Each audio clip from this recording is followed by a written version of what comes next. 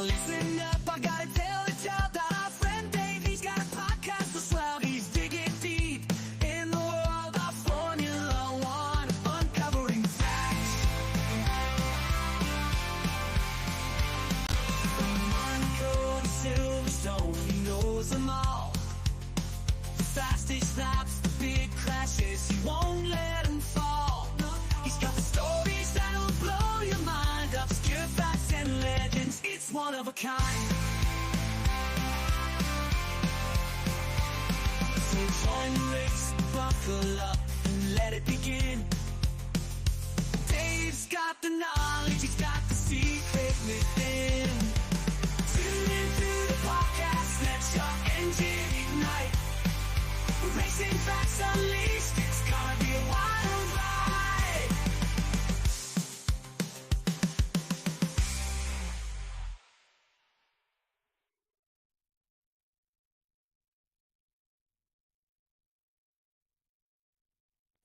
Hey, now listen up, I gotta tell the child that our friend Dave, he's got a podcast as well. He's digging deep in the world of Formula One, uncovering facts.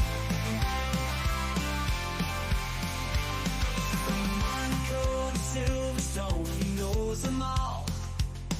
The fastest laps, the big crashes, he won't let them fall. He's got the stories that'll blow your mind, obscure facts and legends, it's one of a kind. So join the race, buckle up and let it begin. Dave's got the knowledge, he's got the secret within. Tune in to the podcast, let your engine ignite. We're racing facts unleashed, it's gonna be a wild ride.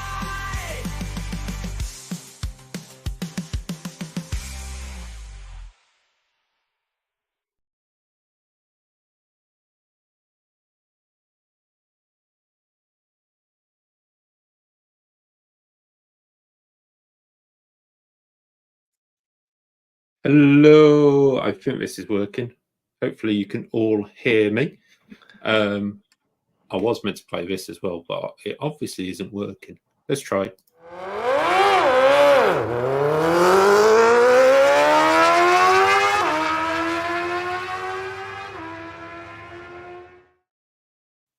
Wow, that's loud.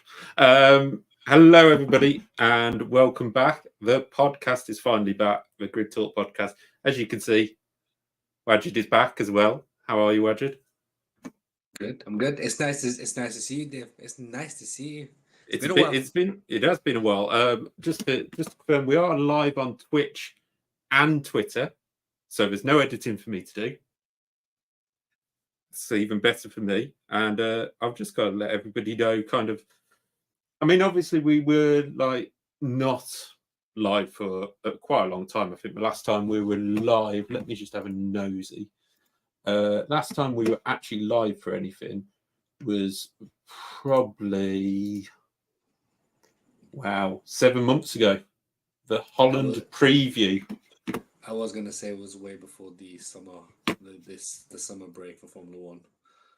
Yeah, it was. It was a long time ago. So we are just sort of catching up, and as you could probably see, I'm still trying to tell people that we're actually live because they won't believe me. So we are live on Twitch and Twitter. Wajid, obviously the people who have been on this channel have known where I've been. I've been here, literally, not much further from here.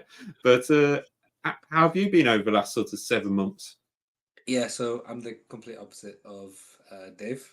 I have been everywhere but here. So as you see my handle here at the bottom, at Burnout Travels, where you can follow my tour of the globe.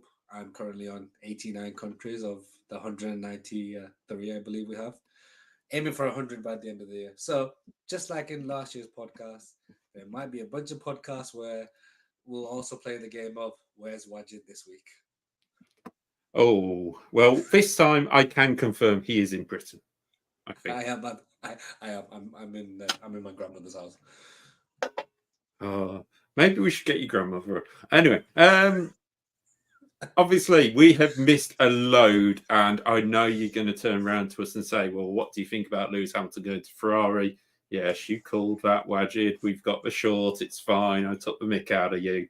I will tell you that that poster there was brought just literally days before Before he moved. he went to Ferrari, ironically. But no, it's feel free to put your questions in, put your comments into the chat, questions into the chat. We may get to them this time, we may not. It just all depends on how things work. Look, I've even got an overlay to go on the top of this. Woo-hoo. Yeah, we are. I just not Yeah, go on. Me and David have been talking behind the scenes over the last sort of couple of months. We have been keeping up to date with each other and trying to work on some ideas for the show. Last year was our experimental year, and this year you can look forward to more of the same. Well, I'll be honest. It was this was kind of meant to start at the start of the season, and then it was like, oh look, 5 races have gone by. What the hell's happened here? But yes, we will be getting into everything. As I say, if we're on about the news about Adrian Newey today, we've got Lewis Hamilton go to Ferrari. We've got the Christian Horner scandal. We've got Andretti. We've got Liberty Media buying MotoGP. We've got FIA still not being able to do anything properly. Have I missed anything? Not quite sure. It's literally the BBC have apparently confirming that Adrian Newey is set to leave in the wake of the controversy. So the BBC are now reporting it. Well, yeah, but the BBC also reports anything Eddie Jordan turns around and says, but that's 6 massive things that we haven't even covered. And we probably won't get into them in detail today, but we'll try and do other videos, because what I'm hopefully planning to do, I've said this before, and I'll say it again, is we'll be doing more and more. There's a board just here. If I actually go to my solo picture, no, that doesn't work. I've got to click on there. Does that work? But hey, you can just see the corner of the board there. That means, and I can press this button and he comes back. You see? How good's this? There's a board there with so many ideas on, from Formula 1 to MotoGP to IndyCar to karting to interviews we can do to quizzes and a new kind of Room 101 style thing of things we'll get rid of. And I know Wajid straight away will say Red Bull and the FIA. So we'll have to. No. It'll be Abu Dhabi 2021. We said just before the show, will we get through this show mentioning Abu Dhabi 21? But yeah, so for now, this show is going to be a lot more about just us talking about how we think the teams have got on over testing, how they've got on over the first 5 races. I've got to try and I've shut down all my tabs, so I haven't even remembered to bring up the championship table. Where is F1 2024? There we go. No, not Kickstarter. And I've also purchased a wheel and rig as well. So which is on the way in the next couple of days, just in case we start doing some racing on the channel as well. Well, Dave already does racing, but yeah, we all know about my iRacing and how many races I do per day. Never mind anything else. And absolutely none of them end up on stream. So first up, we're going to try this. This is going to work. Honest, this is going to work. Come on. Ready? With the power of this one button. Hey. So obviously, first up, we've got to talk about the team at the top. Without going too far further into details at the moment, obviously we have the news today that Adrian Newey has said he would like to leave Red Bull. Red Bull have come back and said, yeah, you got a contract for 2025, mate, and we don't know that you're talking to any other teams. So, Wajid, we'll start off here. Red Bull, Adrian Newey, is this the end that's been coming for numerous years. I wouldn't say numerous years though. I think because there's always been countless reports that he was going to move to the car division section, and then he was going to work on the engine. Then also, I really think this the fallout with Christian Horner is really what's tipped Red Bull over the edge. Excuse me, and because that drama has been probably the most entertaining thing in Formula One so far this year for all the wrong reasons. And I think that's what's tipped it over the edge. At the end of the day, the man has probably solidified himself as the greatest aerodynamicist that Formula One has ever seen, given what he's done with the Red Bull under the current regulations and what we see with the Red Bull this year. The fact that they took some parts of the Mercedes failed zero pod concept, stuck on their Red Bull and gone even quicker. I mean, talk about trolling at the highest level. But yeah, just to back to it, I think it's the Christian Horner fallout and the power struggle within Red Bull that's really led him to go, okay, let's see what happens. And obviously, the internet wasn't afraid to throw out straight away that Fred Vasseur has pulled a blinder and it'll be Adrian Newey, Charles Leclerc, and Lewis Hamilton at Ferrari next year, which probably isn't the case because there's a certain thing called gardening leave and things like that as well. Yeah, no, obviously we've got the situation that Adrian Newey has said for a while. I think it's about 2008, even before, just after. No, it must have been about 2012. Actually, after they won the titles, he was getting a bit bored of the regulations restricted by Red Bull threw him onto their onto boat projects, onto road car projects, and it's been rumored that he's on the route for a situation of a road car for Red Bull. But who's going to go and buy a Red Bull road car? You may as well buy a Skoda. You know, it's like it's not going to be a name there that has to go on, and it's a really difficult one for them to call. I've just seen a comment that from Hello Debbie, my sister. Knew he has to retire at some point. Yeah, it's true. He is not getting any younger, and it's a difficult one for them, isn't it? You know, he's not getting any younger, but he loves the challenge of being able to design a car.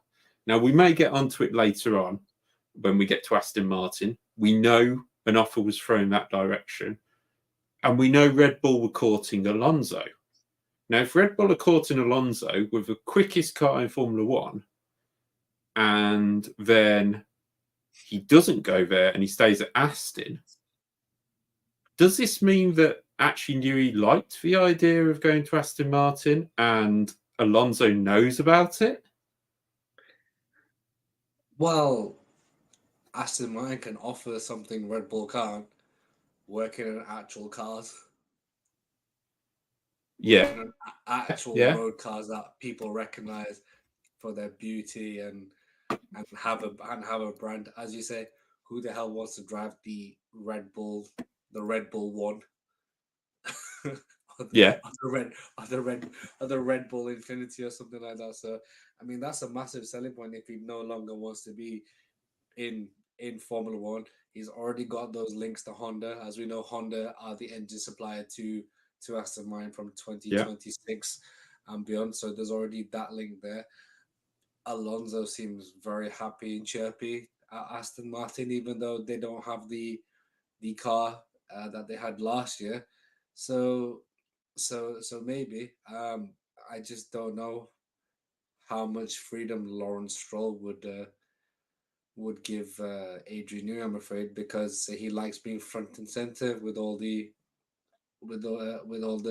pictures, and he's a B Tech Flav. He's a B Tech Flavio. Let's put it that way. Yeah, but I could also see him going where if I could throw money at Adrian Newey, I've got a chance of getting all these comments off my son's back. Well, maybe if his son could watch where he's going under safety car, he wouldn't have these comments. But anyway, we'll get to Aston Martin later on. We will get to the season that we've got as a whole at the moment. Red Bull looking imperious, like you already mentioned, brought in the zero cycle concept that obviously Mercedes were running last year, not winning. They definitely weren't winning. And we're looking at a position where they're 4 wins out of 5, probably would have been 5 out of 5 if Australia had not decided that his brake was not going to do what it was told to do and release itself. Sergio Perez is 9 points clear of third in the championship with 3 second places. Not really look like winning a race, but who needs to when you got Max Verstappen running away? For Red Bull, are we just looking at how early they can win the title, like Schumacher back in 2001 and 2002? Or Max Verstappen last year? Yeah. I mean, if he goes on the current trajectory, right, I think he can match Lewis Hamilton's win record in the next 2 years, which is an obscene thing to say and think about. I believe he's already third on the all-time winners list, or fourth. Yes, head in that direction at least. Yeah, he's already Red Bull's most winningest driver. Red Bull have already scored 100 wins. Last year on this pod, it became a running joke of Dave and I picking Mercedes or Ferrari because we were like, they can't do it every week. Well, they can't do it every week. Only for them to proceed to actually do it every single week. And ironically, we didn't do Singapore. the 1 week they couldn't do it. So yeah. I mean, Checo's never been a serious contender to the title. Let's be honest, he's very much in the Barrichello sort of massive post-injury role, which or the Kimi role post the world title, which is he's happy to be there. He's happy to win a race or two. To be honest, if he wins, I think if he doesn't win the world title, I think he wants Monaco. Not Monaco, because I believe he's won at Monaco. He wants Mexico. Yeah. You give him Mexico, and he'll probably go off into the sunset next year. But it's a matter of time. What was it 24 races this year? Jeez, don't done along them lines. I lose count because they keep throwing a random one on the end in the end. I think he wins by 8. I think he wins the title by race 18. There's a huge chance of that at the moment. I mean, in China with the sprint race, he was cruising and trying different things near the end. Obviously, we can talk about how good Max Verstappen's been, how good the car's been, etc. The biggest rumour in Red Bull has been for second seat, which we will do probably a bigger story on at some point in terms of who could take it. But we've had Sergio Perez's dad come out today. Sergio Perez, apparently the most sought after driver in Formula One, and he's got more sponsors than Max Verstappen and Lewis Hamilton put together. If you're the most sought after driver in Formula One, you shouldn't have to put that sponsor statement out afterwards, should you? Helps being backed by Carlos Slim, though, doesn't it? Like, what, the 5th richest man in the world. Well, yeah, but if you're going to turn around and say you're sought after as a driver, you should, it's almost like Lance Stroll going, I'm the most sought after driver in Formula One, and by the way, my dad's a billionaire. Yeah. It doesn't quite help. Yeah, but read between the lines. He's the most sought after driver. That's the point you're missing. Yeah, true. We'll just throw it out there very quickly because obviously we'll move on to the other teams. But Sergio Perez, in or out next season, and if out, who's in? Yuki. Even with Honda gone? Yeah. Or going? They want to give that second seat to a Red Bull Academy / Red Bull driver to make it look like Helmut Marko's driver academy isn't total isn't totally washed within the sort of Formula One scene. So No one else. you wouldn't say Liam Lawson? Liam Lawson had a couple of good races in the Alpha. Does that really project it? They've already done the whole thing. They already did the whole thing with Gasly and Albon, promoting them too quickly. Do you really want to do that again? True. And the other decision that we know is out there, and it seems like it's not going to go this way, but Carlos Sainz was a Red Bull Junior, and they've done this before with Yeah, Daniel sorry. Ricciardo. I forgot about that. Yeah. He's too close to Max. It caused unnecessary competition in the car. I was going to say, somebody came out with it. Was it Damon Hill who said, Max, the Verstappens won't let it happen? No, absolutely. When you have pure autonomous control of the team, you are the clear number one driver. Okay, I probably think Max is the quickest driver on the grid at this moment in time. I still think on his day Lewis is second, but that whole 1C thing of Alonso, you could stick Alonso, Leclerc, Lando, and Carlos all just slightly slower, just about there. I don't think there's that much difference on the day. And this season, Carlos Sainz, looking for a drive, is a demon this year, which I'm sure we'll get to. Well, that's what we'll. If this double button press works, then we will have some miraculous thing where this blue Red Bull turns into a Ferrari. Look at that!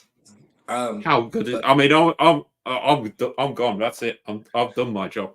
Yeah. So just quickly before we move to that, you've not said who you think is going to be in that second seat in the Red Bull next year. Oh, I want to say Daniel Ricciardo. I want to, but I don't think it's going to happen. Well, I don't know because he did go a lot better this weekend. But then it's who's going to be in a Red Bull. I do think a lot of people might not want to jump on the Iwasa train of him going to RB because there's only one reason he was in that car at Japan was because Liam Lawson couldn't be in it. That's the long and short of it. So yeah, for me, it's definitely that situation. Thank you. I'm glad it worked. So I have to glow in my own success. Anyway, Ferrari. 3 drivers, all in the top 12 of the championship. One of them only done one race. One of them down an appendix for race victory. And one of them the team leader. Work that one out. Ferrari have seemed to close the gap this season. Seem to have that final terrible tyre wear sorted out. I think it was Japan, the only team to do one stop, or some of the only ones to do one stop. Again, went through it again in China. I mean, this is a completely different car compared to what we saw last season when it was chewing its tyres for breakfast. And we've had no Ferrari situations yet either. I haven't even got that clip anymore, I'm afraid. No, that's gone. No, when race 5 and we're not questioning, when's the last time they had a good strategy call? I mean, to be fair, the strategists do seem to have been sacked, and Charles Leclerc and Carlos have been told to make their own strategies up as they go along. Well, if it works, it works. Yeah. We'll start with Charles Leclerc first, because obviously he's probably the least detailed one of the Ferraris. How do you think his season has gone? It's gone 4th, 3rd, 2nd, 4th, and 4th in the sprint. Consistent. It's consistent, but the one race they could have won, he was totally dominated by his teammate. Every other race, he's just been sort of happy to be there, or like be the leading, except China, the sort of leading car behind the Red Bull, the Red Bull parade. Yeah. I think I remember I was talking about this last year, but it's becoming more apparent this year. He's a really, really nice guy. He needs to start showing a bit more of a ruthless streak behind the wheel. Like Carlos Sainz is more than happy to get his elbows out, swerve Yeah. across, take him out if needs be. Charles is too nice, and when you have a certain 7-time world champion coming into that race seat next year, however many years, whether it's 2 years, 3 years, however many years, he's not going to play nice either. You might be the team leader at this moment in time. That's a 7-time world champion. He's not going to be asking you for advice. Excuse me. He's going to take some time to fit into the seat, take some time to get used to the surroundings after being at Mercedes for the actual factory outfit, I believe, for 10 years. Mercedes as the Mercedes program since he was 10. So he needs to develop a ruthless streak. This is what I'm waiting to see from Charles Leclerc. Not the it's nice to be here. I'm really happy with the team. He needs to find that extra tenth or two. He needs to find that ruthless streak. That's what it's the same. I feel like we're having the same. I feel like I'm saying the same thing that I did last year, which is he has all the abilities of Max. He has the ability of Lewis. He has the ability of Fernando. He does not have that ruthless mentality edge, in my opinion, to take him from world class to world champion. Yeah, I can kind of see that. I mean, especially if Ferrari sort out this car in the next.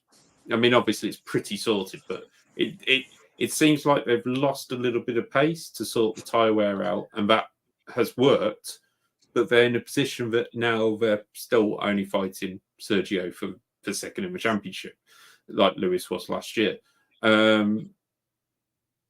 Yeah, I kind of agree. I would like to see him really, he's on about trying to work with Carlos, and Carlos is obviously like, well, I'm not Ferrari next year. It's well, every man for himself.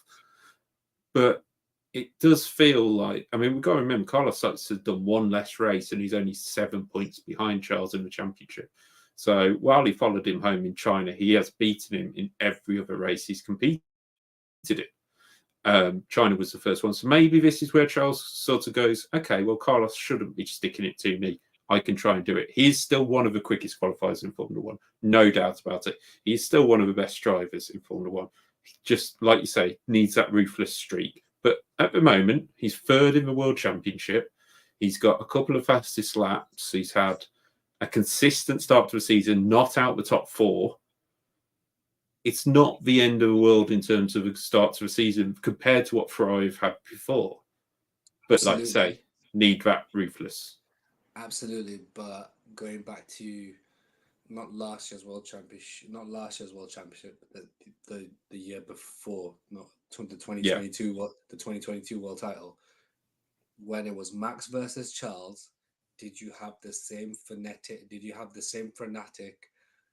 emotional sort of totally out of his comfort zone Max Verstappen when he was facing Charles Leclerc or Lewis Hamilton? Even on a race day when he was racing the Mercs sort of last year, where was it Austin? Austin, where that's the most panicked all season anyone had heard. Max Verstappen. The car was quick. The car was quicker than Lewis. Forget the result and the lower plank and whatever, but he thought he might lose that. Yeah. But Lewis is still the only person that can mentally get to Max. Max is not as scared of anyone else on that, in my opinion. Scared is sort of a strong statement, but just for this particular argument, Lewis is the only one that can get to Max mentally. Yeah. And the rest of the grid needs to work out how they can get to Max mentally. I would agree that I think personally there's two people who can get close to Max mentally, and we'll get onto that in a minute. I think you have Charles Leclerc obviously having their issues mentally. We saw him spin out of France, I think it was, crash in Azerbaijan trying to get the victory and things like that. The other person I think who can, we said this a lot last year, the mental side of Formula One, a lot of the younger drivers who come along, we don't think have it. We don't. Do we think like, I mean, we could go for all the drivers, and we will do as we go along, but very quickly, is do we think that George Russell has the cutting edge to beat everybody? No, probably doesn't.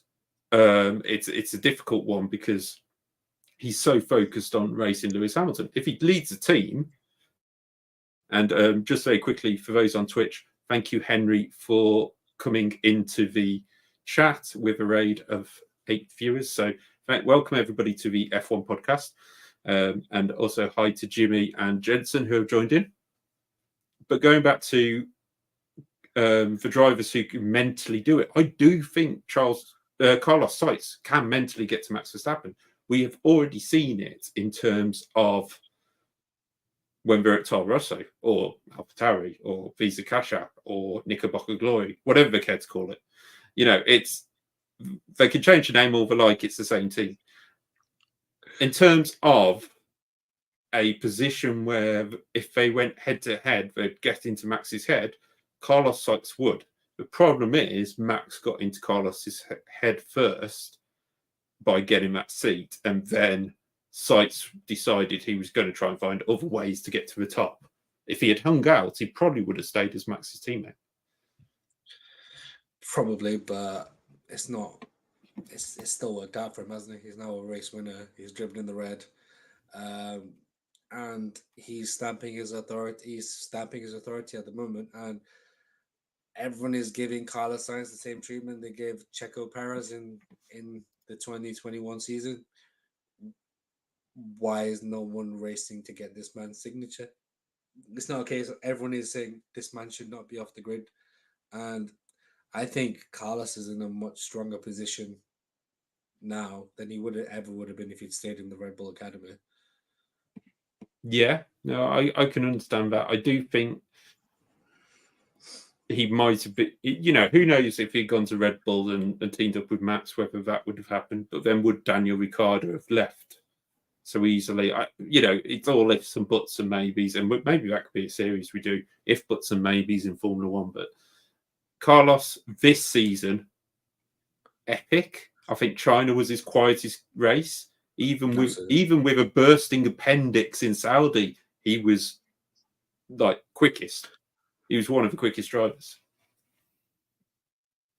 Yeah, and it's amazing what happens when a team doesn't believe in you and the confidence you get, isn't it? Yeah. He's driving like he's got nothing to lose, and fair play. Let's hope he continues. Let's hope he continues like that. Is there a chance he ends up at the Sauber / Kick / Alfa Romeo / Audi / BMW Chevrolet / whatever they want to be branded as this week? Andretti.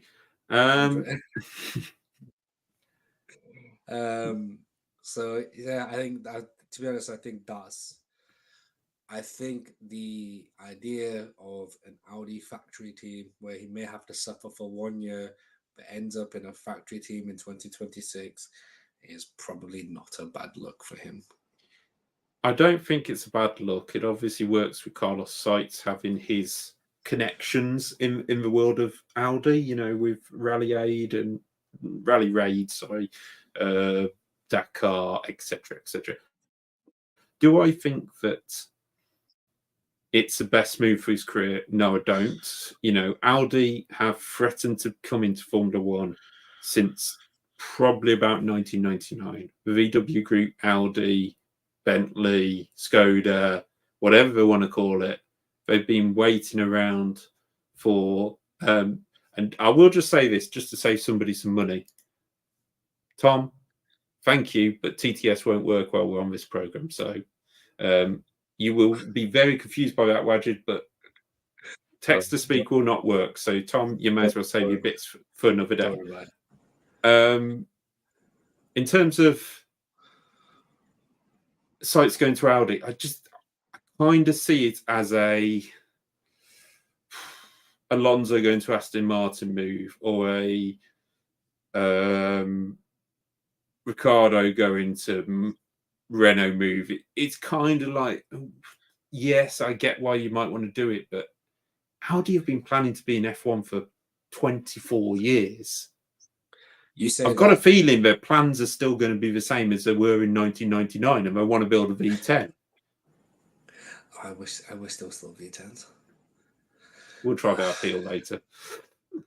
Look, the thing is, just quickly before we move on, I know you say that, but why does everyone sort of like have stars in their eyes when it comes to moving to a factory team? Because of what Lewis and Mercedes did in the turbo hybrid era.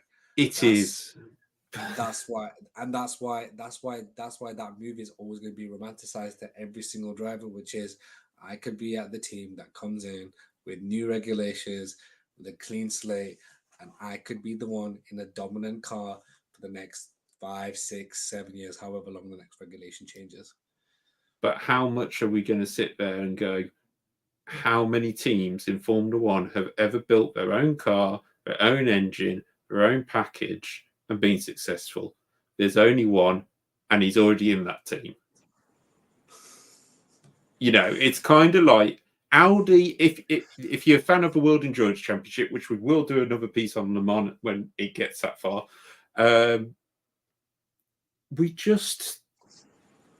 Audi cannot make up their mind. They pull out of DTM, they jump into DTM, they jump into WEC, they jump out of WEC, they jump into Formula One, they jump out of a meeting for Formula One.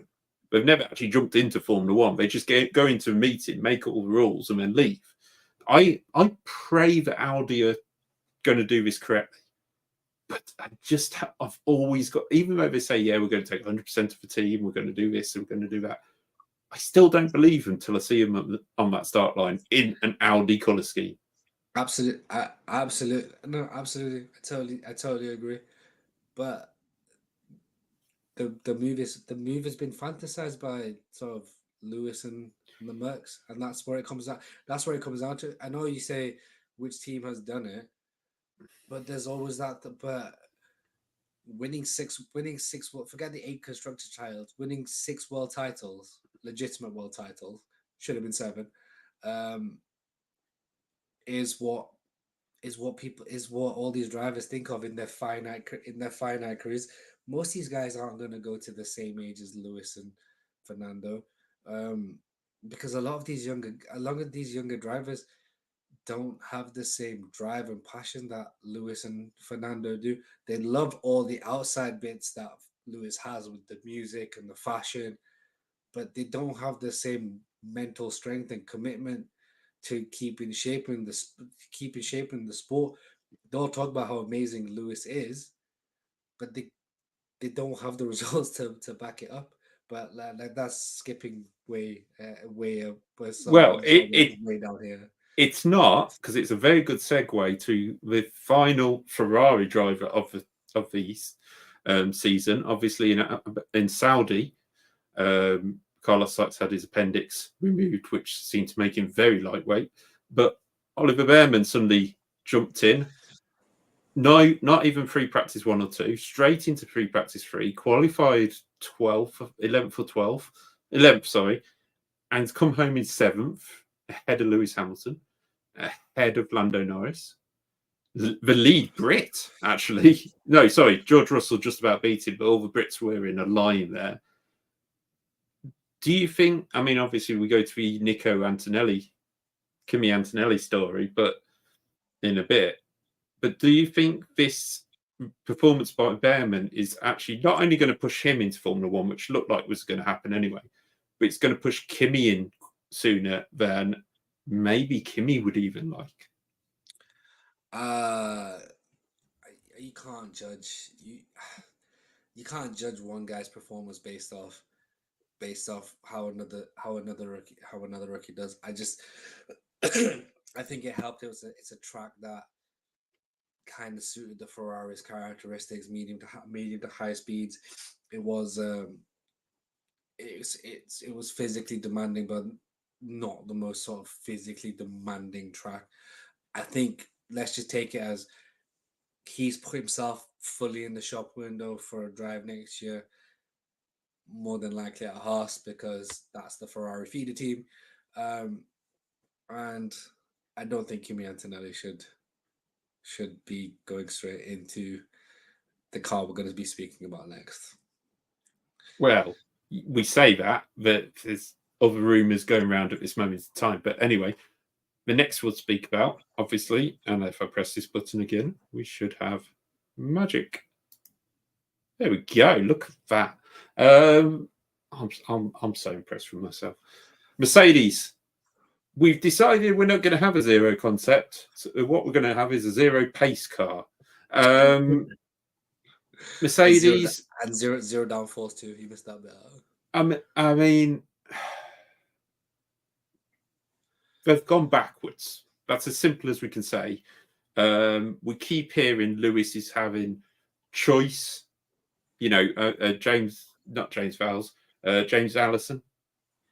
want to say James Allison came out today saying Lewis Hamilton has been choosing to go this direction. We'd rather him be on a system that George is following, which is probably smaller changes to the car rather than wholesale. But Lewis hasn't got anything to fight for. He's leaving Mercedes, so why not just try these completely random things? I think he did the wrong thing in China because you've just took P2 in the sprint race. Why are you changing the car? And he was, and it wasn't like anyone behind him was okay. Checo was sort of catching, but aside from that, no one else was really catching Lewis either. So he was a comfortable sort of P2. Max is Max, but he was fairly comfortable. But yeah, absolutely. And well, did you see Toto's remarks after China as well? Some of them. Yeah, you'll have to remind me which one. The particular ones about he believes Lewis is going through these. I'm paraphrasing, but he thinks Lewis is trying all these extreme sort of changes because he's taking the data with him he might be taking the data with him somewhere else. The problem is, I mean, I get it, and I get why they might be saying these things, but Ferrari have a car where he's not going to go. I'll tell you what, I've just found this out about Mercedes to make it slower. I mean, the thing is, one, I think Lewis Hamilton is looking at this year as I know he won't admit it, but just winding down year. I think he's winding down towards Ferrari. He's not going to take huge risks in terms of I may have a big accident and injure myself and I won't be able to go to Ferrari. Or, you know, I think the risk take of Lewis will be there. And I still think he's the better of the two drivers to move forward. I don't know if this is George leading the team, which we're led to believe, then it's not being led very well. And then we can look at, before we even get to the Australia issue, it's just, we've said it before, can George Russell lead a team and not concentrate on a teammate that is the same speed as him or quicker?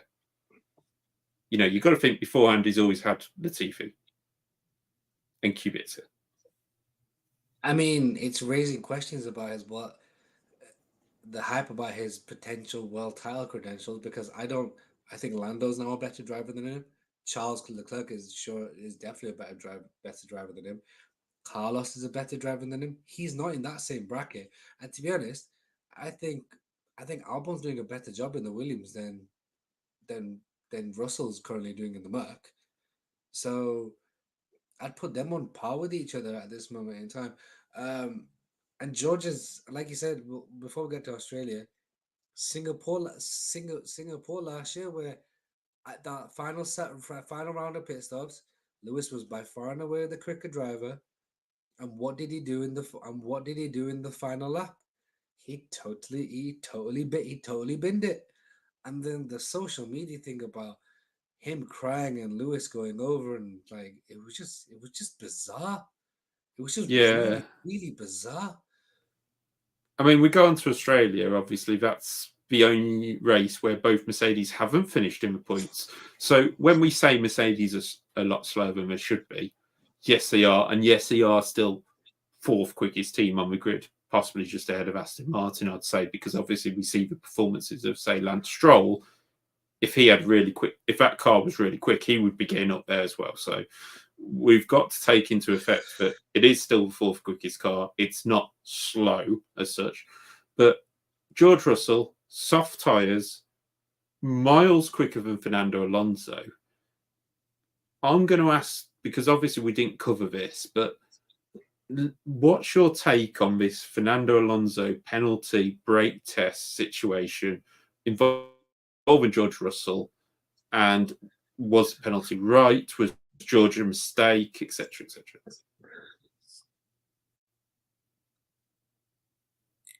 We're now back at the inconsistencies in F1 when it comes to marshalling marshalling penalties. And no one else seemed to think it was a brake test.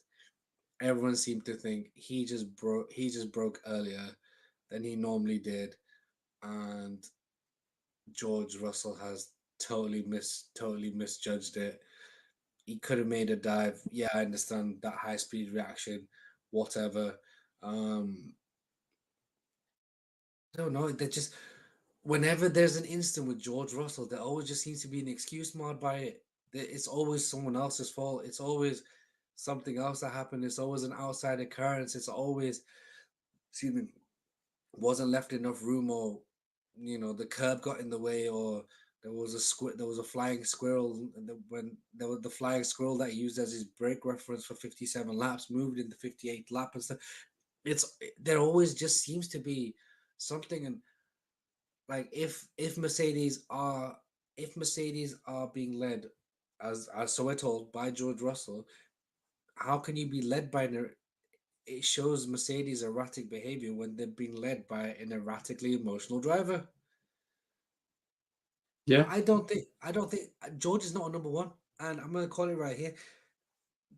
The car needs to be the car that George Russell drives needs to be 2 to 3 tenths quicker than any other car on the grid for him to be in a world championship fight. Not to win a world title, but to be in a fight. Because he doesn't have the ability to bring a bad car, like a car that's 2 to 3 tenths slower, and drag it into a fight. He's not that guy. I'm going to throw out a comparison here, which some people may understand, some may not. You say about a good car, stick a driver in, he can go, but then when it's completely off the boil, it's difficult for him to get anywhere. Jenson Button?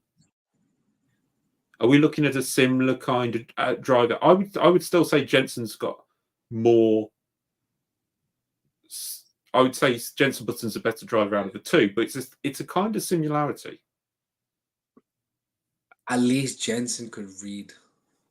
At least Jenson was a master of changeable conditions, a la Canada 2012. Okay, sorry, it's just where you stopped after you said at least Jenson could read. I was thinking, well, I'm sure George has passed his English, but yeah. Like, yeah, I think so. I think he was quick in F2 and all stuff and all that, but sometimes it doesn't translate into F1. And I believe George Russell is not going to translate in F1. I think the car needs to be ridiculously quick, but Mercedes are showing they do not have the same personnel or the same know-how or whatever to produce a car at that level. Yeah, I can't disagree, and it, for me, it shows for George's performances. I know Lewis has gone AWOL on the setup and things like that, but he got the second in the sprint race. Lewis Hamilton is not a sprint race driver; he never has been. So it's quite interesting, and we're not seeing the George Russell of F3 and F2 or GP3, GP2, whatever it was called when he come through. I think it was F2. It's not the dominant, consistent, like you say, there is some mistakes. And I didn't hear anything for about 2 hours before this brake test come in Australia, which makes me think straight away. And a lot of people went, George Russell was in the middle of the track, he was side on, he was crying for a red flag, it should have been a red flag. The reason he was crying for a red flag is it would go back a lap and he'd get points. Anybody who's watching now who's been a sportsman or a racing driver or a karting or even just your kart race down, we've all done it. We've all been in a situation where we've gone, okay, well, we can get this restarted or whatever. We're going to go again. Yeah, sometimes you are injured or whatever, but other times you will know how to play the game. And George was definitely doing so. So George, right there, thought it was his mistake. That's all I'm saying on that one. Absolutely, Yeah. absolutely. I 100% totally agree. So next up, if I can again press the button correctly, we'll see. Yay, I'm getting good at this. McLaren. Now, we are so used to McLaren being... Actually, before we move on, I've just thought. Mercedes 2025. We think George Russell is confirmed, but who's your driver lineup right this second? Mick Schumacher and George Russell. Sorry, did somebody just rub out the fraud list? No, he's not a fraud. Sorry, Wajid just chose Mick Schumacher to be... Okay. Because it's Toto Wolff leadership, and Toto Wolff's leadership is showing pure incompetence, isn't it? Okay. I'm just like, wow, you finally agreed with me to put Mick in a car. Even though he is in the Alpine this year, so he's in a car. Just not the car he wanted. Anyway, McLaren, we're so used last two seasons. Sorry, quickly, sorry. What do you make of the Verstappen to Mercedes rumors? Not going to happen. Not going to happen. There's too much bad blood there. Toto is just trying to stoke the fire because he thinks that Red Bull will go and spend a load more money to Max Verstappen. I can't see Max Verstappen ever wanting to take up a challenge of moving from Red Bull unless Red Bull is not the quickest car and he's moving to the quickest car. That, I don't see Lewis doing I see Verstappen more doing a Senna, where he went, McLaren, I don't have the quickest car, I'll go to Williams, because they were the quickest car for the past 2 seasons. I could see Max doing that more than anything else. Just thought I'd ask. Going to McLaren. Yeah, no, fair point. McLaren, so used to being on the back foot or even on the back row at the start of the season. They've come back in. They're quick. They're consistent. Third quickest car, I'd probably say, on the grid so far this season. Absolutely. But Lando coming up with a podium on a circuit which he had booked an early plane home, thinking he didn't have many interviews to do. And he comes home with second place. What do you take from McLaren, Lando, and obviously Oscar Piastri, not a rookie anymore? So their season so far? I think it's been a very good season. I think the investment made in the wind tunnel and the personnel changes, because in last year's because where they were at the start of last year, I think you and I had a finishing 8th in the constructors, didn't we? In our early title predictors. And then I forget what race they brought the upgrade. Whenever they brought that upgrade, from then onwards, it has just been forward progression. It's been momentum. Lando, you can see, is very happy in the car. I don't think Oscar's kicked on the same way from his rookie season.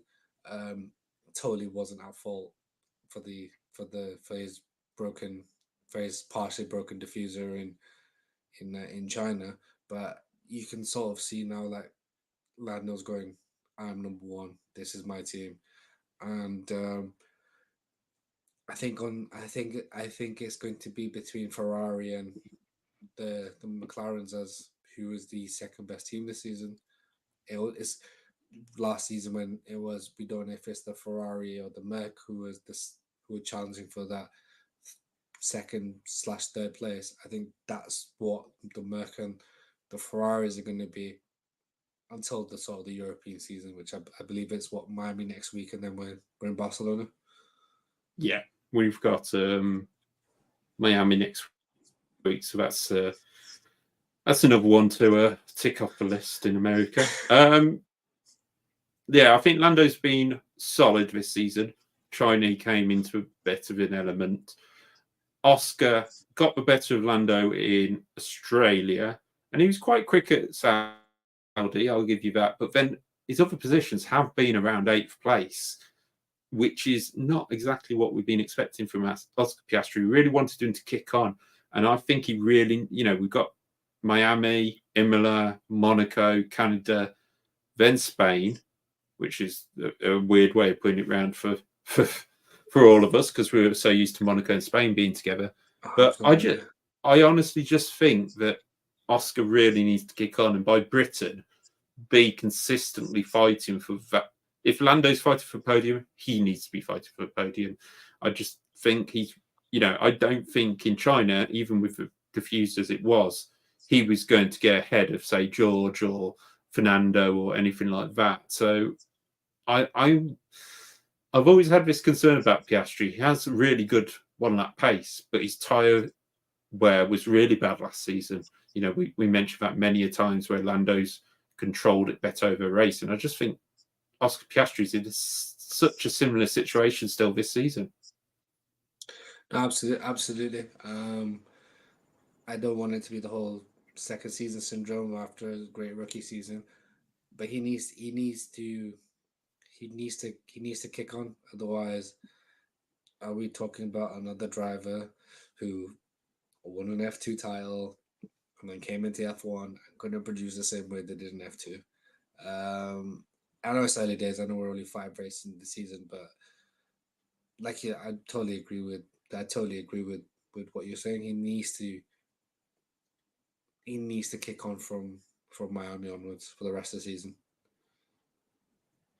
With McLaren, how they've gone, do you see them more fighting off the attentions of Aston Martin and Mercedes, or do you think they're challenging Ferrari for second? Challenging Ferrari for second. Yeah, I think they might get stuck in a bit of no man's land in third place, to be honest. I think Ferraris are just slightly better, but we know how McLaren can develop. So let's wait and see over the next few races. Next up, we have Silverstone's favourite team, Jordan, Midland, Spiker, Force India, Racing Point, Aston Martin. Told you we'd get there. Aston Martin, team that in testing didn't look that great. They looked okay. They didn't look as quick as they were last season, but maybe took a step back to take 2 steps forward. Do we think, before we get on to Lance Stroll, let's just stick with Fernando's side of things? He signed a new deal. It's a multi-year deal. There's the rumours of Adrian Newey. Are Aston Martin just throwing everything they can at this before sort of Fernando goes bye-bye? Because I think this is probably his last team in Formula One. Let's be honest. He's still a fighter, but at some point it's going to catch up with him. And a last chance to get Lance Stroll some kind of good enough reputation in Formula One. Lance Stroll will never develop a good reputation in Formula One. Let's make that abundantly clear. He will always be that whole where he had that one season in the Williams car. And I believe he got third place in Azerbaijan in that crazy race, which Danny Rick won. Yeah, Lance Stroll. Everyone knows Lance Stroll should be where our other resident Canadian is doing his MBA somewhere in Harvard Business School or Yale Business School or wherever else. So I'm gonna just put that categorically out there.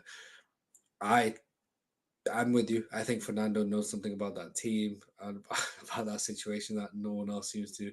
There's been no talk of GP2 engine. He's not whinging or moaning about the car like he has done in the past with the McLarens and the Alpines when the car hasn't been up to standard. I agree. It's probably is his last race car before he eventually before he retires for a second time, or has a permanent hiatus, shall we say this time. Um, Do you think it's now maybe because he is also very complimentary and very tried to help Lance Stroll along, which is obviously why he's brought in as well excuse me. to replace Sebastian Vettel. Do you think it's finally clicked with Fernando that being over the top towards a team, like he was with Honda, like he's been with McLaren before, like he's been with Ferrari before, he wasn't with Renault, but that was kind of a team that he owed something because he took the two world championships with. Has he finally realised that actually you kind of need to be nice to these people? They're building your car. No, no. He's an ass. He's always been an ass, and I just think he's got no. This is the first time in a while since Fisichella, he doesn't have a teammate that's anywhere near him, so he's looking even better than he normally did. To the famous quote from I believe is it Australia '05 or Australia '06, where Giancarlo's engineer came on and said, "There's no way you could be 2.5 seconds slower than your teammate in the same car." That's what Lance isn't a question. Lance isn't a test for Fernando, and that's where it comes down to. Fernando Alonso has only ever thought about Fernando Alonso in Formula One. He's never thought about himself. He's never thought about the team. He's thought about what is the best situation for Fernando Alonso. Yes, he's made some horrible decisions because he's decided to burn bridges wherever he goes. But I don't think Fernando's changed his tune or is happier with his team or anything like that. I think that's what it comes down to.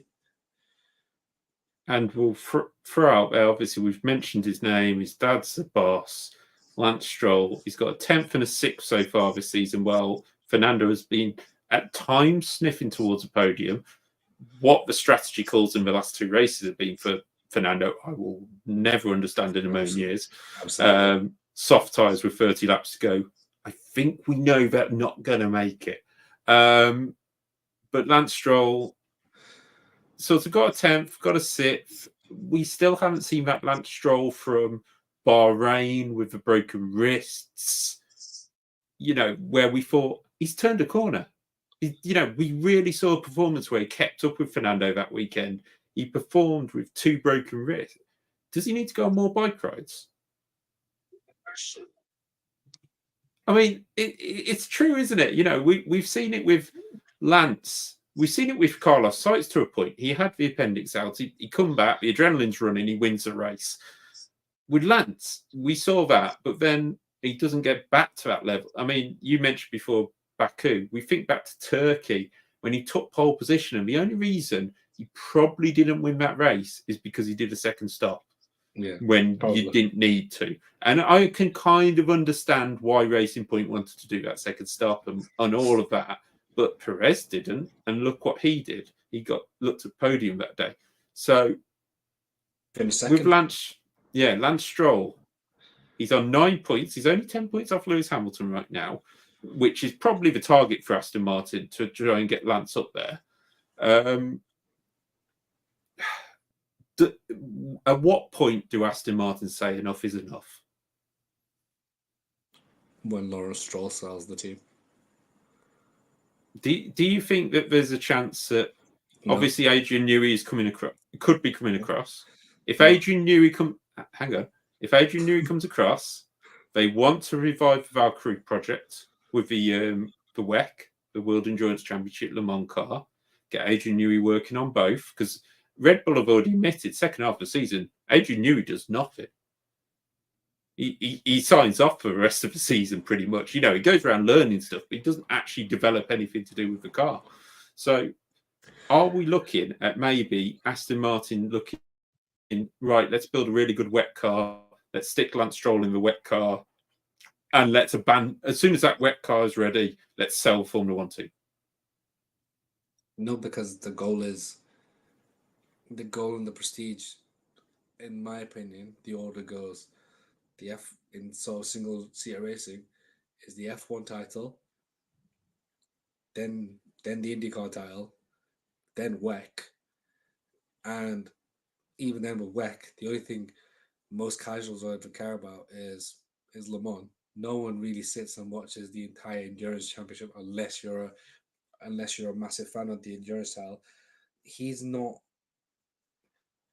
the only way he goes. I think is I don't even think Lawrence Stroll sells the team. I think the way the Aston has been developing and could potentially develop if the rumors are true.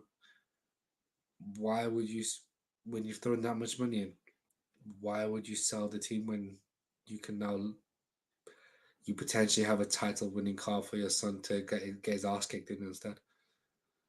Well, I suppose the idea is for me in my head, I'm just throwing out the idea. For Adrian Newey comes across, Fernando and Lance get next season. They get next season in the car. They possibly go on to develop a 2026 car that's a world championship winning car. Alonso can then push on to obviously go and win that. Lance Stroll might get some victories and some dignity to the name. Then go off to WEC. Fernando retires. Lance goes off to WEC. Silverstone-based team is sitting there. Adrian Newey decides, right, I want to go on holiday now. I've had enough. Amazingly, he does like the north of Italy. And then you've got a Silverstone-based squad, perfect for another team who have set up a factory in Silverstone, Andretti. You mean the same team that all the Formula One teams said, no, we don't want you here? Yeah, but if you're buying out a team, there isn't a lot you can do about it. So why have Andretti, which I do believe is at Silverstone? They have built a European base for their apparent F2, F3 concerns. I can't see why. I mean, it's a big step. I mean, obviously we've heard rumors they could buy Haas, they could buy Visa Cash App, they could buy Alpine even. Maybe this is a stepping stone that Andretti could take. And it's a competitive car to start with. Excuse me. I don't disagree with where you're coming from. I just don't think it's going to happen. Oh, I didn't say it was going to happen. I just said I'd like it to happen. Oh yeah. Well, no, it'd be an interesting twist on everything, wouldn't it? I would have liked an 11th car in the grid next season, but that's just me. Yeah, but you're not James Vales. Sorry, James. So realistically, Aston Martin are just looking to hold fifth in the championship, really, aren't they? Fourth. They're trying to chase the Mercs. Are they going to though? I mean, given that Mercedes developed backwards, maybe. True. And speaking of developing backwards, well, Alpine. We've seen it before. We'll see it again. Ever since it was Tolman, Benetton, Renault, Lotus. They never went back to Renault. No, they weren't Caterham. That's a different team. That's a Norfolk-based team, which were Lotus. Yeah. This was Lotus Mercedes with Maldonado and Kimi, and Grosjean. They like to destroy one car and let the other car win, you see. But in terms of Alpine, they have thrown everything at this car and built a tractor. There's no doubt about it. And I actually feel sorry for Gasly and Ocon. They have thrown their weight behind this French Revolution team. And it looks like it's either going to fail or kick both their careers into touch. It's all right. Gasly's got a modelling career out of it, so it's fine. Well, we could say that, but there's also Ocon to Mercedes. Ocon's not going to Mercedes. Just a rumour from earlier on, wasn't it? Yeah, aside from that whole Toto link, bro, I think Ineos and the other holding share of Mercedes are going to have a say in that, because Toto's sort of management and choices over the last 3 years have definitely raised some eyebrows there. That should we say? Um, I think I think the team in Enstone are wishing that the V8s the V8s were back. To be perfectly honest, at this moment in time, and then the cars are smaller, lighter, uh, and there was a German man driving, their branded engines. But everybody else do have smaller and lighter cars. That's the issue. And maybe we should stick a V8 in the back of that and see what happens. Maybe they'll need the V10 restricted V10 Toro Rosso ad. The weird thing is, if you look at where Alpine were when they had Ricardo getting some podiums, even just after that, you had who left? You had Seitz, Hulkenberg, I believe. Hulkenberg. So you had Ricardo and Hulkenberg. Then you had Seitz and Hulkenberg, I want to say. Then you Can't had quite Sainz. remember. Then you had Sainz and Ocon, I believe. Yeah, that's right. Then you had Ocon and Fernando, and now you've Yeah. got Ocon and Gasly. I mean, we were looking at it back. I'll probably say the latest time was the Alonso Ocon car where they got podium in. They won in Hungary. They got podium in Qatar, and you were sitting there going, "Oh my God, we've got a car which is quick. That was a really good car." And they failed to take advantage of it. But I remember you and I having discussions on a different channel where we went, which is the car that looks most likely to take the step up from midfield to that front pack, and I think we both categorically said it's the Renault team because of how they were situated. And like you say, I still remember that third place Ricardo got in at San Marino. Yes, Um, Nürburgring as well. and the Nürburgring as well. They could have if things played out slightly differently. Ocon could have won in the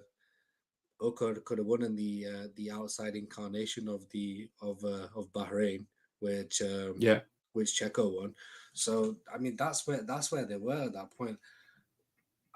They've made, but it's just been, and again it's another team that's been another cluster.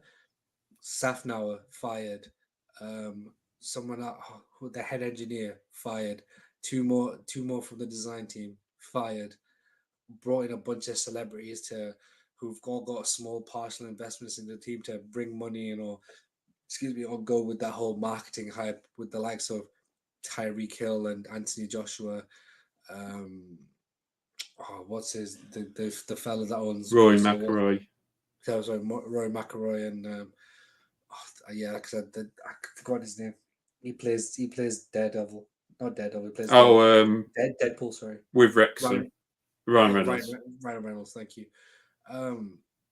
So, and I mean, who's gonna buy them? Who's gonna buy a bottom base team? Who's gonna buy a bottom base team? Yeah, no, I understand that because obviously, like Alpine have been a struggle from the start of this season. The remember World Championship winning form, but they do this. Renault and Alpine do this. They win World Championships. 94, 95, 96 was probably a World Championship winning car again. 97, 98, decent. 99 going downhill. Got to that Button and Fishy Keller horrendous 2001 car.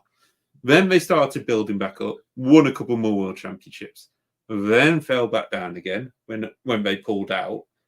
And it's about time Alpine and Renault pulled out again. It's just a reoccurring thing. They'll sell the concern to some unbranded random name, which they did when it was become Lotus, company took over. They had some good drivers in Heidfeld, Kimi, people like that, and then they just came. Oh, you know what? We'll buy the same place again, and it's just a reoccurring theme with them. So I honestly think they'll probably sell up very, very soon. That's why they're getting people off the books to cut the wage budget, and then we just move on. Really, Gasly, unless he's got, Gasly goes back to the Jenson Button, George Russell collection. If the car's not good enough, it doesn't really perform. Absolutely, but at least he always has Monza.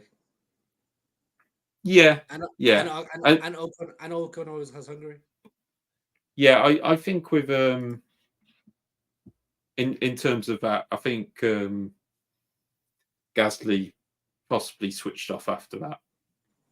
We Yeah. know he had the podium in Brazil and stuff, but I think he sort of went, "I've won a race, I'm going to shut down." And we can't deny the effect that the death of Antoine Hubert had on him.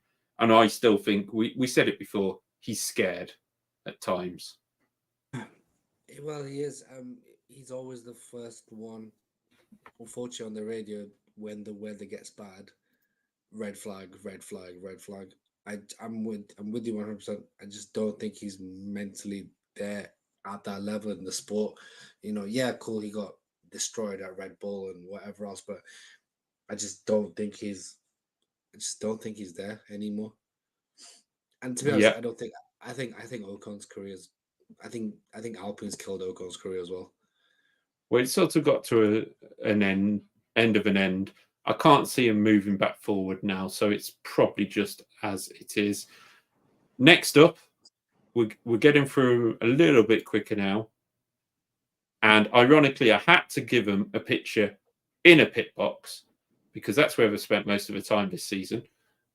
Kick, Steak, Sauber, depends which country you're in, but will become Audi. And it's really weird because I think they could have had quite a few points considering the pit stop issues they've had. Joe's had an 11th. The best for Bottas is a 14th currently. But if you take away that, they do have a half decent car. And both the drivers are working quite well together. Bottas seems to since he's got to the Kimi stage where he just doesn't care what happens on a weekend. He's just gonna drive, and however the chips fall. That's where Bottas has now got to. Zhou, I really don't know what to make of Guan Yu Zhou's career. To be perfectly honest, he had a stellar rookie career. Everyone said Bottas is a good measuring stick, and then he can't seem to be probably a Bottas, who I believe is probably, to be honest, he's not out, he's at 90% on a given week. So yeah, cool. It's a great name for China. The serenading for 12th place is probably one of the most ridiculous things I've seen in a couple of years in Formula One, and that's saying something. He was getting treated like he'd won the world title and at the Shanghai Speedway. It was absurd, So if that's the closest, that's probably the closest he's ever going to get to a world title. So that's that. I just there are nothing team till Audi show up. To be perfectly honest, Peter Sauber still somehow managing to keep the money afloat, to keep the team afloat somehow, some way. He needs to write me in as well, because I could do with some of Cash. Yeah, I could do with some of that cash. But they're just a nothing team till Audi get there, and then how long are the contracts of Bottas and Guan Yu Zhou anyway? Because I think it's pretty much the end of this season, because which was about what I'm going to get into. Audi are coming in not fully next season, but planning. They'll probably obviously help fund some of it. The idea that Sites is going, whoever saw Nico Hulkenberg a couple of years ago being key to the driver market, and it looks like he's going. Somehow Nico Hulkenberg is rejoining the Sauber team he was at in 2013, I want to say. when he had them miraculous drives in like Korea, holding back Fernando Alonso and Lewis Hamilton. It's just madness. Nico Hulkenberg at the age of 35, I want to say. I'll just check now. He is now 36. Sorry, so he's going to be 37 next season or in next season. He's the most talked about guy in the grid. Who would have thought Nico Rosberg? Nico Hulkenberg holds the keys. Well, that would be a comeback. Nico Hulkenberg holds the keys to the entire driver transfer market. Who'd have thought? We'll see what happens. Like I said, aside from the 5.5 minute pit stops and tea breaks that the Sauber pit crew and team decide to do every time their car pulls up, this is really not much to say about the Sauber team aside from these guys always when it comes to sponsorship, there's always some sort of embargo that seems to be following around them as well. They can't use they couldn't use kick in Switzerland or something. So yeah, they couldn't use kicks of gambling laws in Saudi and Japan and that. So it was kick. Oh no, not Japan. Sorry, in Saudi. Yeah. Yeah. So it was called stake. Yeah. Yeah. So I mean, I've given them more airtime than any TV company's given this season. So be happy, guys. I mean, I've got to be honest. I think it's a tidy car. I think it can be a point scoring car, especially if they sort out that wheel gun issue they seem to have. And both drivers have done a solid job. Bottas, obviously, like you say, is switching off and just turning up for free practice one with a quick lap time every now and again. Joe's done an okay job, but it looks like both will go by next season. Bottas, I think we can pretty much say, isn't going to be in Formula One. Joe, maybe somebody like Alpine might switch him up if they don't want to take on Doohan. But apart from that, I think it might be bye-bye for Joe Guan Yu, which is a shame because I think he is a very talented driver and I think he will probably go somewhere like Alpine's WEC squad quite easily. So, yeah. Oh, he ends up as a test driver. Oh, yeah, I think he'd be a very solid test driver and a bit of money in the pot as well for everybody. But like their black and green livery, very simple. We've gone through it all and we'll move on. And Peter Sauber will continue to keep that team going, whether he tries his best to sell it to the best of companies. He's sold it to BMW, he sold it to Ferrari before, and now he's selling it to Audi. He's trying. Life, death, and Peter Sauber not leaving Formula One. 3 guaranteed. Oh yeah, he will pass away on the pit wall. I assure you of that. Next up is the team which announced at the start of the season, we're slow and we will be last. Well, certainly not the case. Definitely in the hands of Nico Hulkenberg. Kevin Magnussen, not so much, but I think probably deserving of driver of the day in Saudi, if we can all remember that far. Yeah, that's solid by Haas. And it's put Nico Hulkenberg in the driver market. Absolutely. And in fairness, this is on color.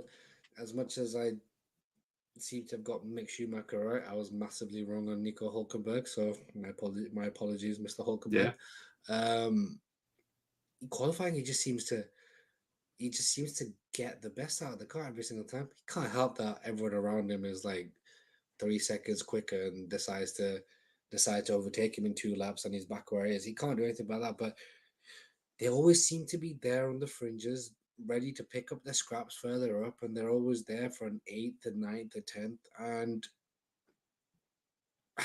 Haas have now got to the point where, okay, cool, you wrote off 2021 because you're gonna go gun-ho blazing for the 2022 regulation changes. You will know in 2022, you will know in 2023, you said you would know in 2024. I think when going back to the whole Andretti thing, if the Andretti team are going to buy a team, it will be this team, because I think Gene Haas is getting to the point of where's my money going? I kind of agree with that, but I also sit there and think, well, if you're going to have Ollie Behrman in the car next season, I don't think Kevin Magnussen is a bad pair of hands to have next to him, but I don't expect him to be there. I don't know who else would be in the car at this moment in time, but it's just one of them where I sort of think if Andretti were going to buy Haas, I think it would bring almost shame on Carl Haas in America.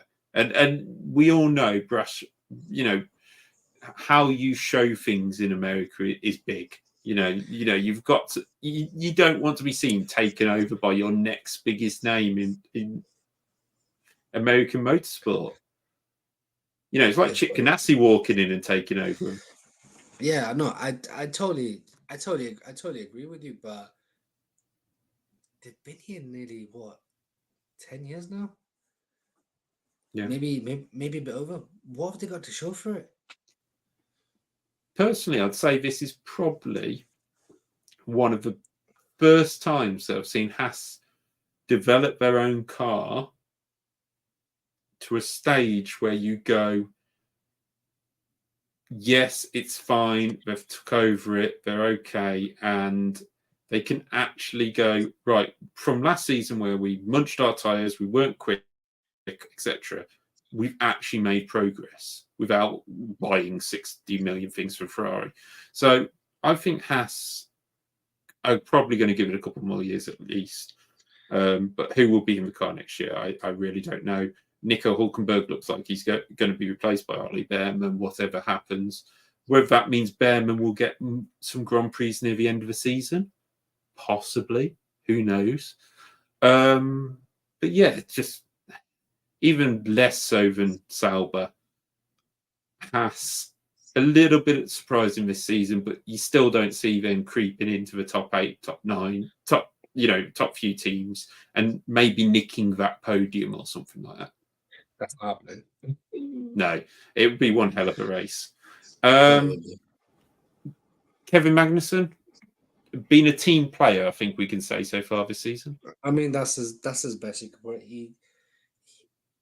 I think he's just grateful at getting this second opportunity in Formula One that he never thought he was going to get. To be perfectly honest, I think he's genuinely happy to be here and just enjoying the ride for as long as it lasts. And who else is going to pick up 20 seconds of penalties and then hold the rest of the field up? Sorry, driver of the day in Saudi for me, after Ollie Behrman, of course. Next up is a team which I was going to put a longer title to this, but anything else to add to the name, never mind anything else. Red Bull have finally sort of let their co-team go off and do it their own way, and not quite hit the nail on the head, I don't think. Tsunoda seems to have done good at the start of the season, but in China, Danny Rick was back with that new chassis. So I just wonder if this is a turning point and we could see Yuki sort of drift off into a background somewhere. I hope not, because he's had a very, very good start to the season. But for me, this is the race to see who takes that second seat at Red Bull next year. I think it's a direct face off. I don't think Iwasa is that experienced, and they're not going to stick an F2 driver in there. No. Lawson, again, they'll stick him in the AlphaTauri, see what happens. For Danny Rick, this is last chance saloon for him to make up for the mistake of leaving Red Bull when he did, because he could have very easily been a fixture in that Red Bull for the last 7 years. And for Tsunoda, this is the season now. This is the season now.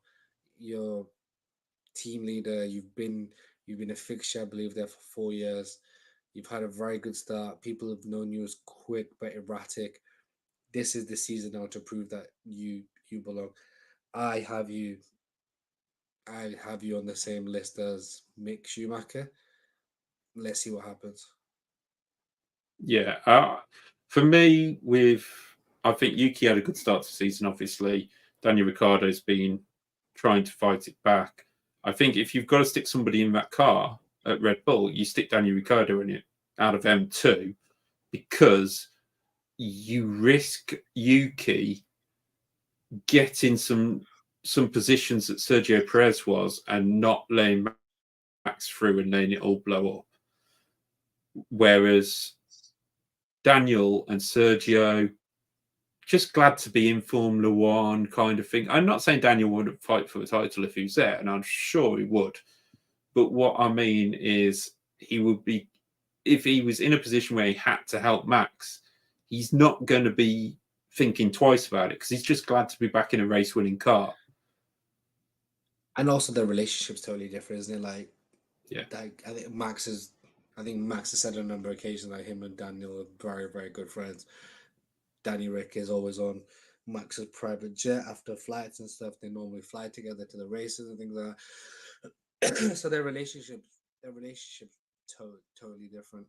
But I add one thing: if Adrian Newey is leaving, can Red Bull be so dominant that somebody like Daniel Ricciardo would want to go there? The Red Bull. I mean, obviously, next season he's already had an effect on anyway, so we're talking 2026. The Red Bull, and they're moving away from ground effect cars in 2026, aren't they? Yeah. So, I don't think the Adrian Newey effect isn't going to be as big as it has been during this ground effect period, as we saw in the original turbo hybrid period, which was the Adrian Newey car design. It wasn't the Adrian Newey. I mean, this could piss off people. It wasn't the Adrian Newey car design that brought the Red Bull closer to Lewis Hamilton and the Mercedes in 2020, 2021. It was the FIA changing the regulations, because that 2020 DAS car, the 2020 DAS car, if the DAS system was still allowed to be implemented in F1 and it wasn't considered cheating or whatever else, the 2021 season is totally different. And the high rake and the rake as well. It wasn't an Adrian Newey masterclass that brought the Red Bull closer. It was the FIA changing regulations year on year to bring the group closer together. No, I can understand that. Next season, obviously, we haven't got any regulation change. We think Liam Lawson will come in. Was kind of expecting somebody like sorry, we just got to mention here, Sydney, thank you for joining us. Newey's contract to end in 2025. So unless he's retiring, he's got gardening leave to look forward to. That's very true. We forget about gardening leave. But we've also got to remember that Adrian Newey is not contracted as a Red Bull employee. So does that change the gardening leave aspect? It'd be interesting to find out, because, to be honest, Newey's not going to forget how to design a car in 1 year. And I don't. He did have gardening leave from McLaren. Also, if your contract ends and you don't, if your contract just finishes, you don't have gardening leave. Gardening leave is if you leave in the middle. If you terminate your contract earlier, you come to a mutual agreement. Generally, you can't add gardening leave to someone finishing out their term. I think the point is that he wants to leave at the end of this year, though, not the end of 2025. So he might have to see out his contract fishing on a boat somewhere. He won't complain. Obviously that's different. But I'm just trying to clarify the whole thing. If he was to see out his contract, then there's nothing stopping him going. I quite like Maranello this time of year. Yeah. As an example. As an example, yeah. I like the Italian lakes. Drivers next season, we're suspecting one of these two will move up. I think, personally, Daniel Ricciardo would be the choice of Red Bull if they're going to move somebody up, put Liam Lawson in alongside Yuki Tsunoda, who would get a 5th season to keep Honda happy until they leave for Aston Martin, where there's a chance Yuki Tsunoda. Well, I don't think it'd be Yuki by then. I think it'd be whoever the next Honda project is, which I believe in F2 is Miata, who won Super Formula previously and has done all right on his debut in F2. So maybe another year of F2 for him, looking to put him in Aston Martin in a few years' time. Yourself for Red Bull? Or RB, sorry? Liam Lawson and Danny Rick. Oh, yeah, because you had Yuki going to Red I Bull. got Yuki going to Red Bull. Yeah, the last Japanese driver I knew to be in a top car that could win races, Takuma Sato, got 1 podium. And previously to that, you're probably looking at when Senna was partnered up with Nakajima. And I think Nakajima scored about 1 point. So it's not known. Could Yuki break that duck? I just don't think he's the driver to. But you can prove us wrong, Yuki. I know you're watching. He's probably No, he definitely is. next. Finally up. Yeah, I mean, all of our viewers are probably Christian Horner and Helmut Marko. Finally, we have, is the future bright for Williams Formula One team?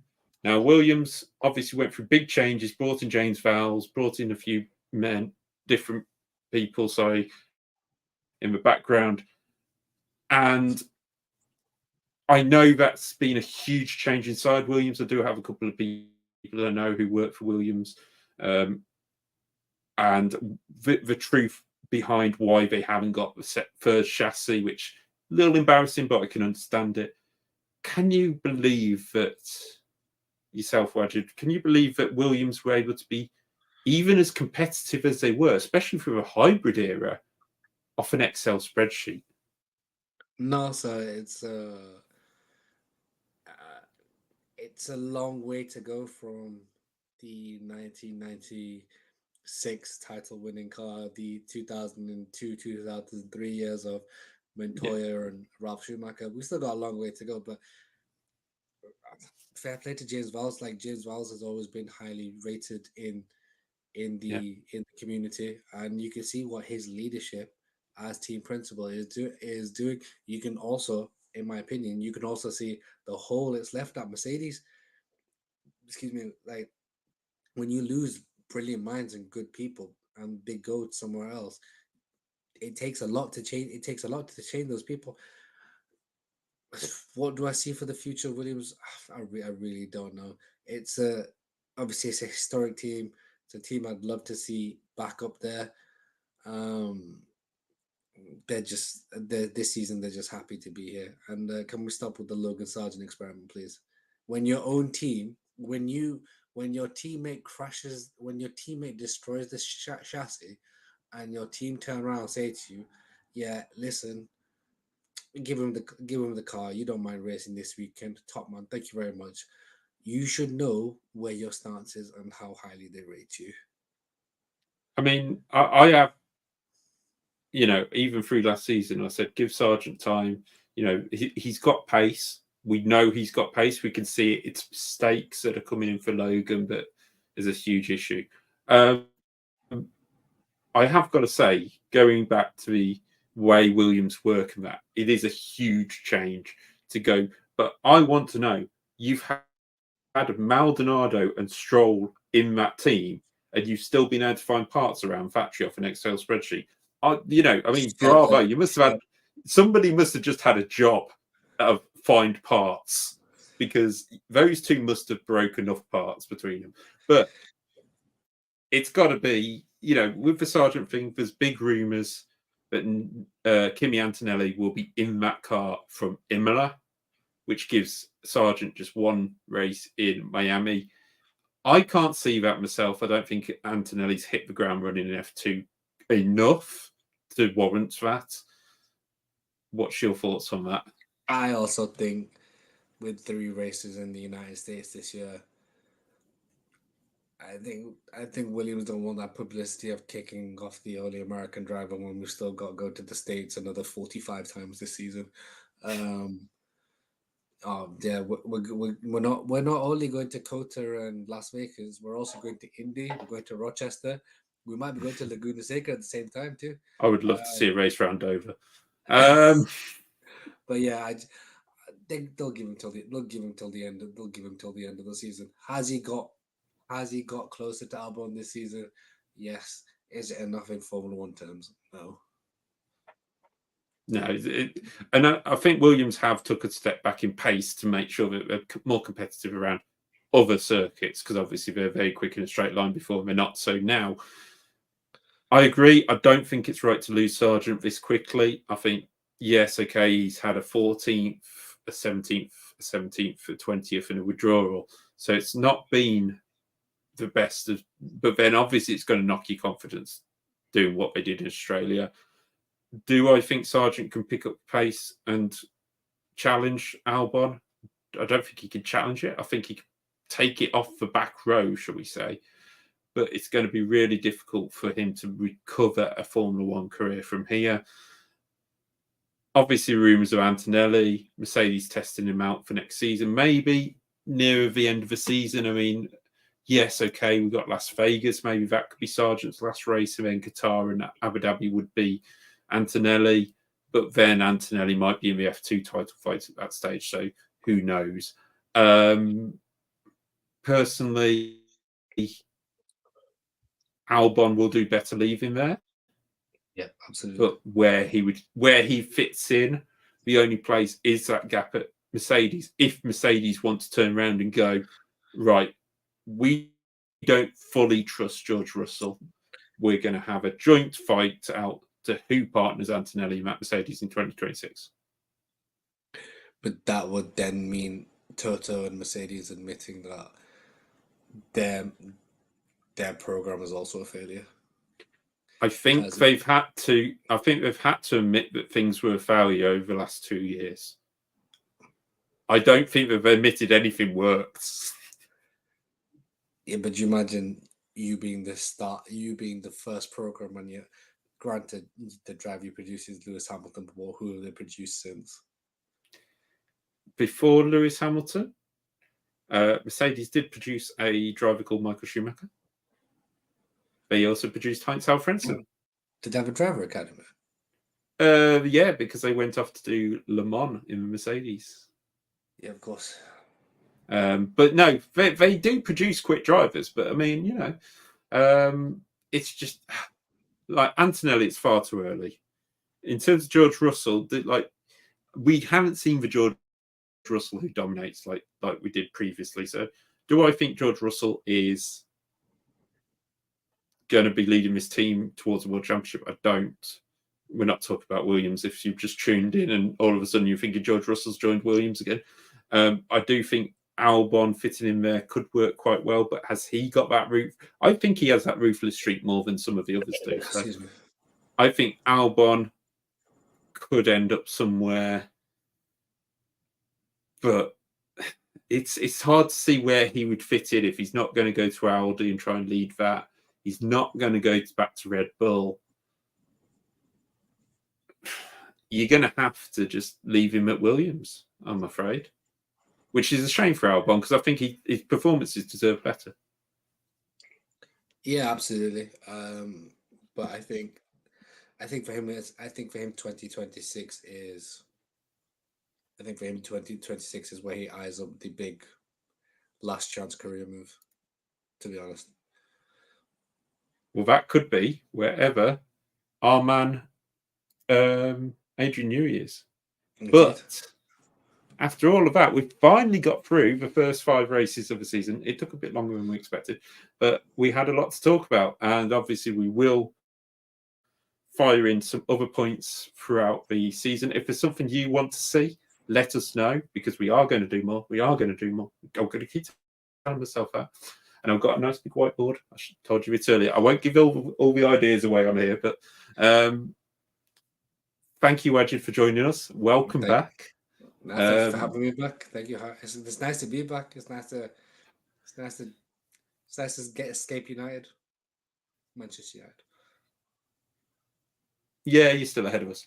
In terms of this channel, in terms of if you're over on YouTube, thank you for joining us. You will see more of the replays of my commentary over Formula Ford on iRacing coming up as soon as I get them edited. I've just got to pull my finger out my arse.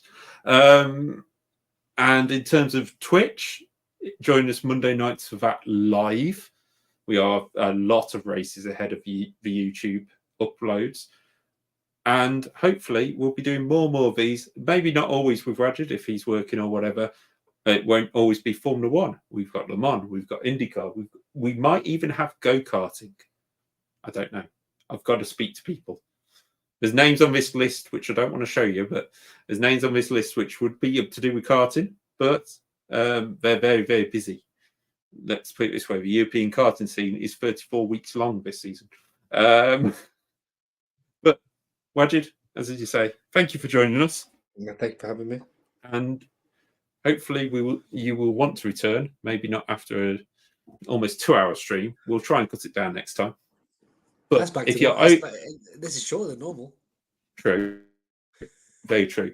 So what I am going to do, I'm going to attempt this because I've never done it on StreamYard. So if you're on YouTube, stay with us.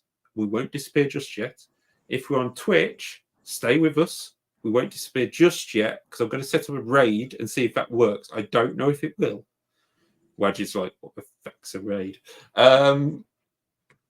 Let's try this. So if I click on that, oh, we could raid the football terrace. Maybe not. Maybe we'd raid something to do with Formula One. That'd be good, wouldn't it? That'd be a good idea. Let's see if there's anybody on. Oh, Yarno Opmere. Maybe not. Is there anything under sport? So yeah, just bear with us, everybody. If you have any questions as well or queries, which we could quickly fire away with, you can send them on that. But let's just search for F1 because that's going to be much easier. No, don't want to search that bloke called F1. I just want to search F1. There we go. It just comes up with people like Jan Watmere. So, they're speaking in Spanish. That might not be the best one to go and raid because we don't know Spanish. Let's just be. Is there actually anybody here to? Yes, there is actually some people here to raid with. So we will raid somebody. I just got to find them. It's so difficult on this bloody thing to find people. Let's turn it inside out. Let's go viewers low to high because we haven't got loads of viewers to bring across. So let's just find somebody. Actually, you all like iRacing. Let's just go. We know people in iRacing know me. It's different. Let's go raid.